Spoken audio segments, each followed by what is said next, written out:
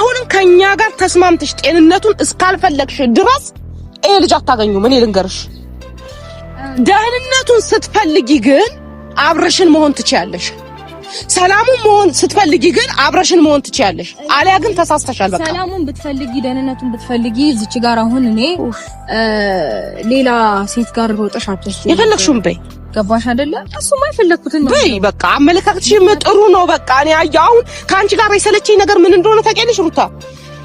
በቃ የሆነ እንካ ሰላምታ ካንቺ ጋር ሰልችቶኛል። እኔ ገባሽ? በጣም ነው ሰለቸኝ። እኔ ብቻ ሳልሆን ይሄንን ድርጊትሽን የሚያዩ ሰዎችም አይተው መፍረድ እሱ ታይ ማንም ምንም ይፍረድ አይመለከተኝም። ምን ያገባኝም? ማን እሱ ስለነገረኝ ወይ ደግሞ የሆነ አመለካከት ስለሰጠኝ ወንድሜ ሊመልስልኝ አይችልም። ወንድሜ ዛሬ ቢሞት የሚመለከተኝ ሰው ወይ ደግሞ የሆነ ነገር ቢሆን የሚመለከተኝ ሰው ተጠያቂ አይደለም። ያየውን ነው ሊናገር የሚችለው። የኔን ማንነት ግን ሊገልጽ አይችልም። ገባሽ?